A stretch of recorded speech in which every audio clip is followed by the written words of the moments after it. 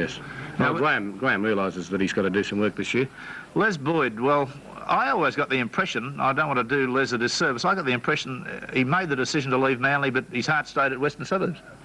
Oh, maybe that's a bit too hard on him, Rex. I think he's got a lot of friends at Western Suburbs, and particularly coach Roy Masters, that looked after him after that 76 season in Sydney, where he didn't play all that well and earned the wrath of the referees and so on. But Roy picked him up, and he was one of the great players in 78 and 79. But last year with Manly, only 13 matches. The New Zealand tour took some of those away, and of course...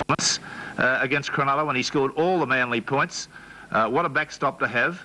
Got all the raps in the world, and of course that can't necessarily always be good for a young player to get a huge amount of raps. I don't know whether it affected Rick later on in the season. He wasn't able ever to emulate that form. He's not a bad player in some of the other games that I saw. I don't get to see a lot of reserve grade football. I'm working at the time it's on. But he never ever rose to that again, did he? No. I think for sheer frustration, the look on Greg Pearce's face, the Cronulla captain, as he looks at his players sprawled on the ground after Chisholm scored his second try. This shot now, there's Greg Pearce. That nasty neck injury in the City Country game, he'd played well. And he looked like having a very big season with Manly, but it just wasn't to be. And then after he came back from that injury, he sustained a knee injury. So all in all, John had a bad season injury-wise, but he's training flat out at the moment, I've heard, and looking forward to this year. Well, we had the terrible thought that he may have broken his neck last year. That was the frightful thing in the City Country game.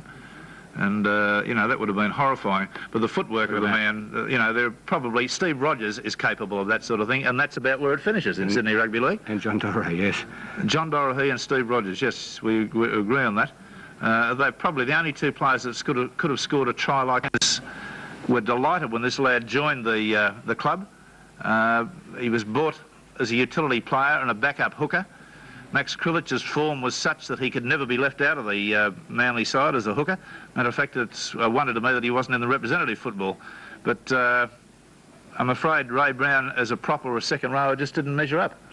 No, and yet the year before he was playing all those positions with no tries. Now, Russell Gartner is a better footballer than that. There were times last year one doubted his enthusiasm. Watching him play, they tell me this year he's bigger and just as fast, which will be a great plus for him. But he was a major disappointment last year, Russell Gartner, with so much talent. He's always been one of the most talented footballers I've ever seen, since the time he was 8 or 9 years of age. That might sound extraordinary, but that kid, when he was 8, going around in Sydney Rugby League, Max Krilic, playing like a boy, still showing a step and a bit of a swerve, enthusiasm. He was Manly's best forward last year, bar none. That might be the last try he scored. That was 1904, that one, I think, viewers. Yes, that's right. He doesn't score a lot of tries, Max, but he knows the way to run. He knows the way to fend off. Very strong player. Sometimes his passes go astray, don't they, Max? But nobody could argue if everyone in the Manly pack last year had played like Krilic, Manly would have made the top 5 with comfort and perhaps could have gone on and done something better. Max was probably, well, indisputably the best finishing winger in rugby league. Last year he fell slightly from grace, still played well enough. Perhaps it's an indication of the lack of positive football from the people inside, that he didn't look good and finish as well. Yes, well, he scored 11 tries last season, Rex. The year before, as you said, he topped the Sydney try-scoring list with 16, and a lot of that the credit must go to Russell Gartner, I would think. Yes, well, centres obviously have got a hell of a lot to do with the most stunningly, naturally gifted footballers that Manly's ever produced. The man has got most incredible pace, or did have until he had that frightful hamstring accident.